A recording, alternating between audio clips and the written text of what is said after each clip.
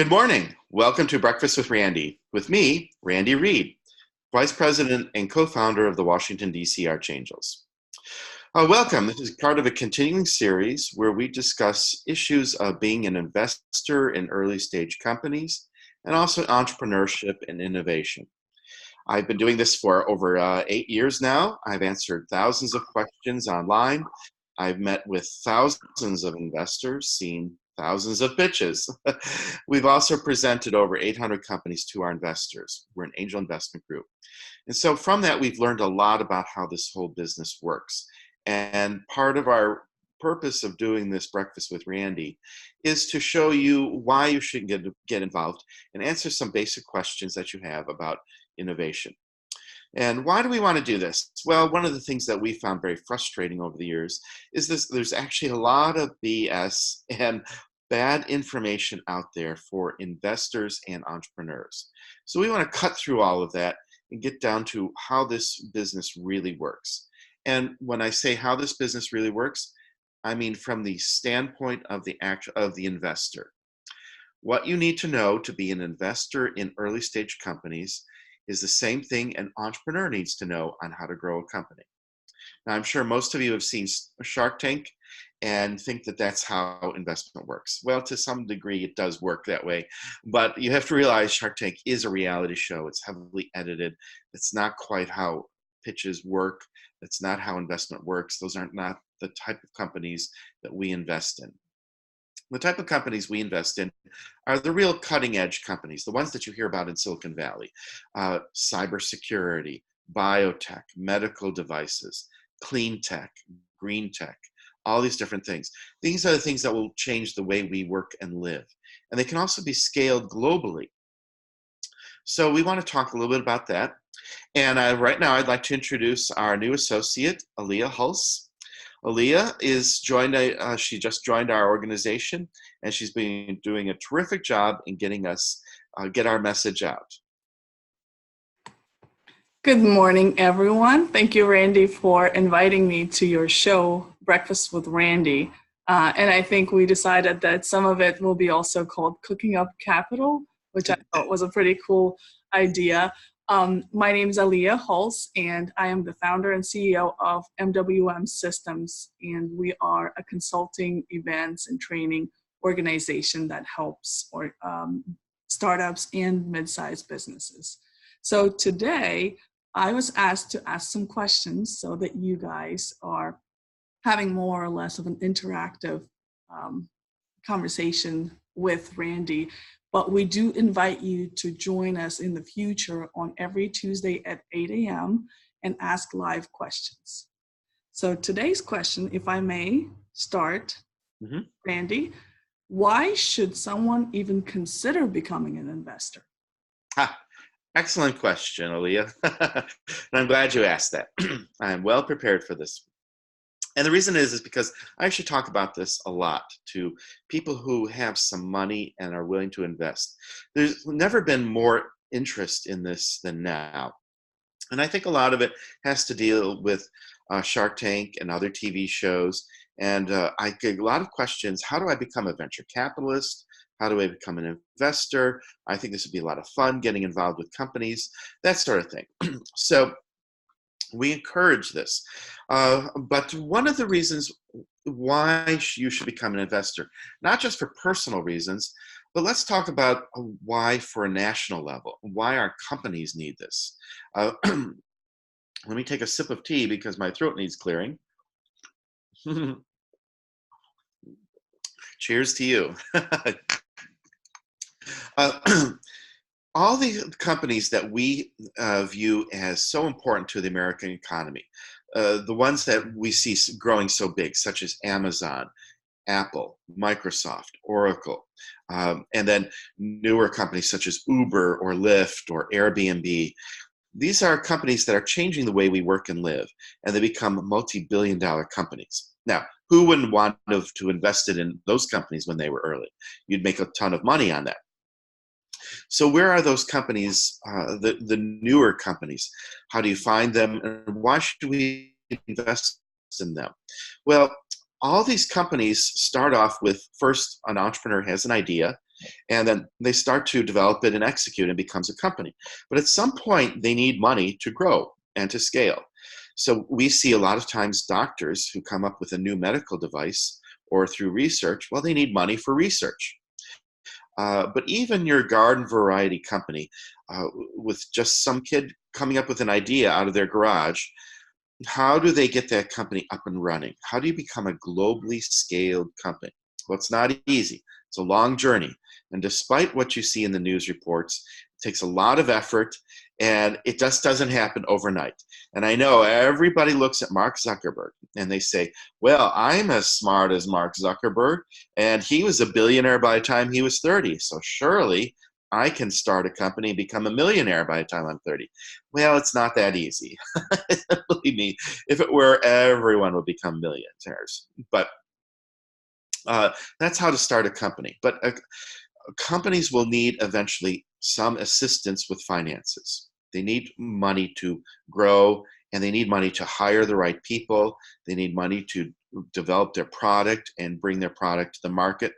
And it may not be a lot of money. Sometimes it could be just a few $100,000. Sometimes it takes a couple $1,000,000. It depends on what you're going for. Now, of course, if it's a biotech or a medical device, that's going to require a lot more money and a lot more time. So let's leave those guys off to the side for now and just talk about the type of companies you might see in your local incubator. In most cities have incubators or accelerators. Those companies need the money. And where does this money come from? Well, the first money comes from the entrepreneur themselves and their friends and family. We call it the 3 F's: friends, families, and fools. So it's kind of a joke, but because most of those companies that get started out, they do fail. But we still have to invest in them because we want them to get off the ground. So most entrepreneurs look at their own personal finances to get off the ground, their savings, and then friends and family round is what gets you started. And we often call that the seed stage investing, because it's like putting a seed in the ground and then hoping something will come up and grow. And that the water is the money that makes that seed grow. Then after that, now the company they've gotten somewhere down the road. They've developed the code, they've developed a product. Now what? Well, now you have to build a company around it. Just because you have a product does not mean you have a company. Okay, and that's a lot of people don't understand that. A product will not sell itself. It doesn't sell organically. You have to go out there and find people who can sell it and then manage the company. And now this requires money. But Randy, what if somebody's passionate about it? Well, you hit on a word that really gets me on the gourd. I don't like the word passion. In fact, I get a little offended when I see people say, I'm so passionate about my product, or I'm so passionate about my industry. Well, it's okay. Of course you have to be interested in what you're doing. But I always like to say, save your passion for your girlfriend or your boyfriend or your dog or your cat or your coin collecting hobby. Those are great things to be passionate about because you want to spend a lot of time on it. But when it comes to a business, it's not always fun and games. Sometimes you're working 100 hours a week. So my business partner, Dan, always likes to say, what do you like to do for 100 hours a week? And if you like to be starting a business or developing a product, then maybe entrepreneurship is for you. But if you can't devote 100 hours a week, week after week after week, the passion only gets you so far. So you have to start looking at it seriously. Does this make money? And you have to be self-critical. Maybe I'm on the wrong track. Maybe the market has changed. Maybe the competition is too strong on this. So it's okay to, of course, be interested in what you're doing and really believe in it and believe in yourself. But I think using the word passion is a shortcut for not having any experience. I kind of set you up there, because yeah, you did. I love that word. Okay, that sounds interesting. And I do have a story. I have friends who have started a company that is more of a concierge organization for small colleges. And they were one of those people that sold their house, moved into a small boat, and used all Uh, the funds into it. And within 3 years, they grew to a $4 million company, starting with $300,000 investment. So they're doing right. well. So I would say that you would consider that as a seed investment. Yes, yes, using their own money. And also, if they used all their own money to create a big company, we call that bootstrapping, which means that you're not using any outside money. You're just using everything that you've developed in your own resource. And that's great because then all the money that you earn is your own. You don't have to share that with anyone. Got it. So basically, they've put their trust. They bet on themselves Yes, because they put everything they had. Awesome. Very that's cool. great. It's great. So, how does one get started to become an investor? Well, okay, so first thing to be an investor is you have to be an accredited investor under the rules of the Securities and Exchange Commission. This whole industry is tightly regulated, and the purpose is so that little old ladies don't invest their life savings and then lose it. Okay, we want to avoid that whenever we can. So the general rule for to become an SEC accredited investor, you can look this up under Regulation D as in David. You have to either have $1 million in assets, not counting your house. So if you subtract your house and you still have $1 million somewhere in gold or in cash or stocks, whatever, that will qualify you. Or if you have $200,000 in income, if you're single, or you have $300,000 if you're married. And you have to have had that amount of money for the previous 2 years, and you anticipate that for the next year or two. Okay. Now, if you meet that definition, then you are an accredited investor. You don't have to register with the SEC. You don't get some certificate that you hang on your wall. Okay. But that means you can now invest in any early stage company. And that works both ways. So that means if you're an early stage company, you can only take money from people who are accredited investors. Now, there are some exceptions. You can, up to, I think, 20 people in your company can be non-accredited investors. That's why when you go to your friends and family, they may not be accredited investors, but they may put in 5,000, 20,000, or something like that. So that's okay. But when you're really going out to do a capital raise, doing pitches, you want to make sure all those people are accredited investors. So we recommend that everybody be an accredited investor to start out. So that's step number one. Now you want to know what step number two is. I do. I was about to ask. Well, brilliant question there, Leah. Okay, so step number. Thank you very much. So how do you find companies to invest in? Well, if you just kind of rely on your friends at the office, that's probably not a good idea. What you want to do is find other investors who've done this many times before, and they will make recommendations to you. You can also join an angel group. Most cities have angel groups in town. You can look them up on the internet. Now, some of them are not very active. Some of them are very active. Some are very exclusive. Some are open to people. You just have to try to see which ones work for you. Okay, some of them have a membership fee. Some of them don't. So it's, just it's a club. It's a group of people. So you have to feel comfortable with them. And is this a group that you understand and is welcoming to you? So assuming you can do that, then they will provide deal flow for you. And that's a great way to get started and to get to know other investors as well. Otherwise, it can be difficult. Most every town and city has an incubator or an accelerator. I don't recommend that you just go down there and take a look at the companies, because the sad fact is about 92% of all technology companies fail. So if you just go down to a local incubator or a WeWork or some co-working space, the rate of return is that about 90% of those companies are going to be failures. So unless you're very good at judging them, I would not go down that path.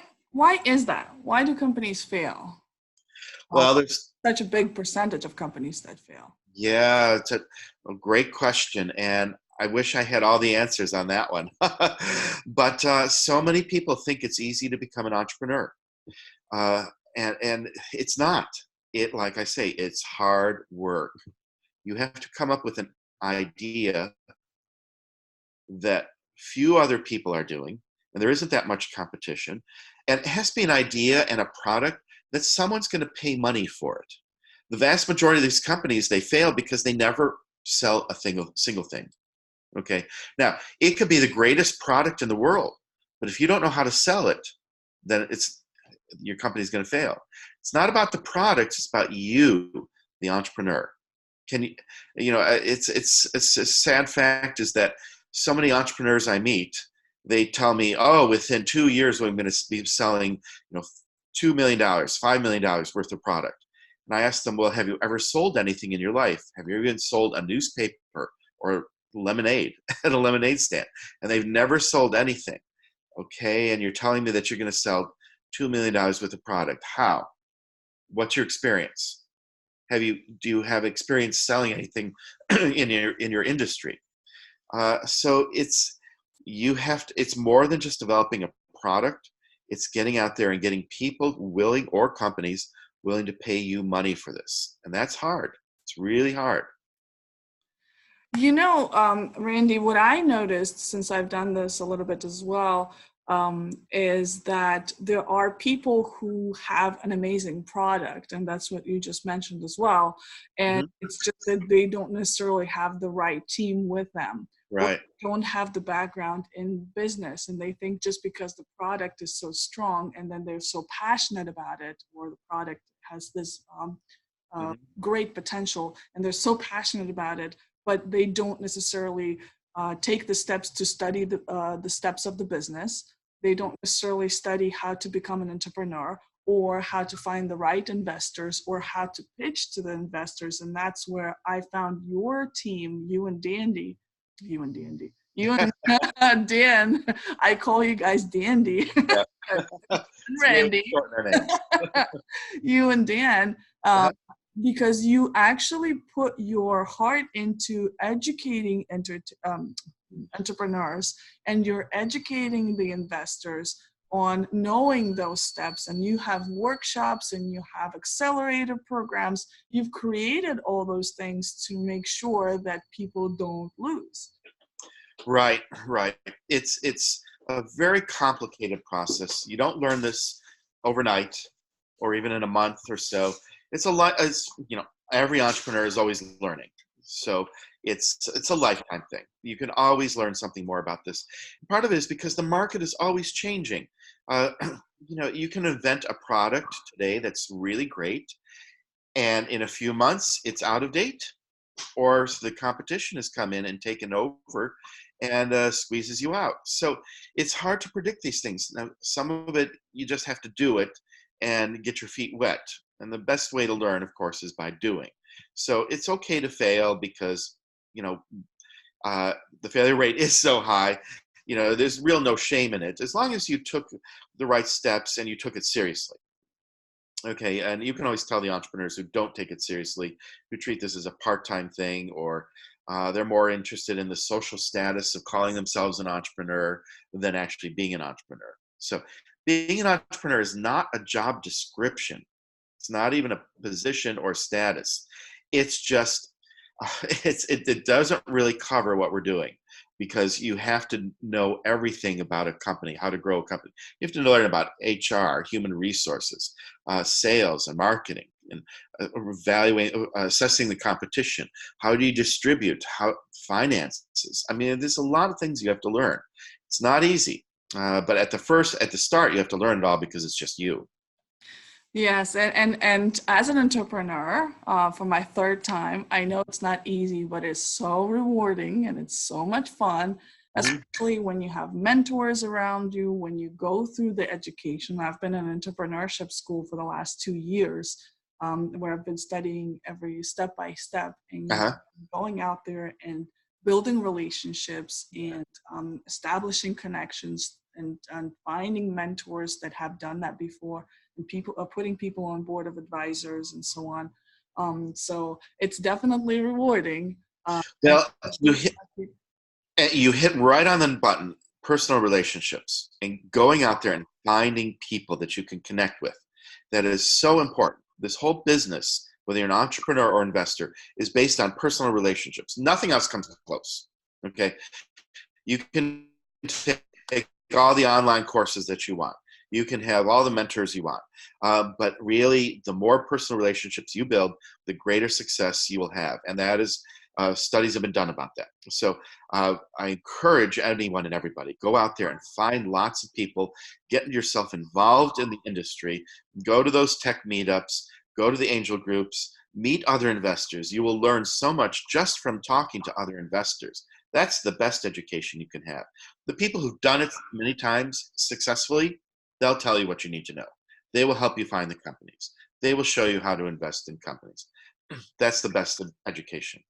Very good, very good. And maybe we next time we meet for breakfast, we can talk a little bit in depth on how to build those personal relationships. And absolutely.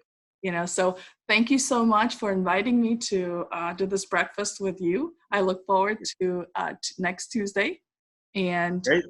At some point, we're going to have people asking questions live, so I don't have to be the only one asking those questions. Yes, we want live questions. Throw them at me. Right. Thank you so much. And for more information, Randy, they will go to? Our website is dcarchangels.com. And we also have a TV show, web-based TV show called angelventurestv.com. Great. Thank you so much. And you have a wonderful day. Thanks. You too, Leah. Thank you. Bye. Bye-bye.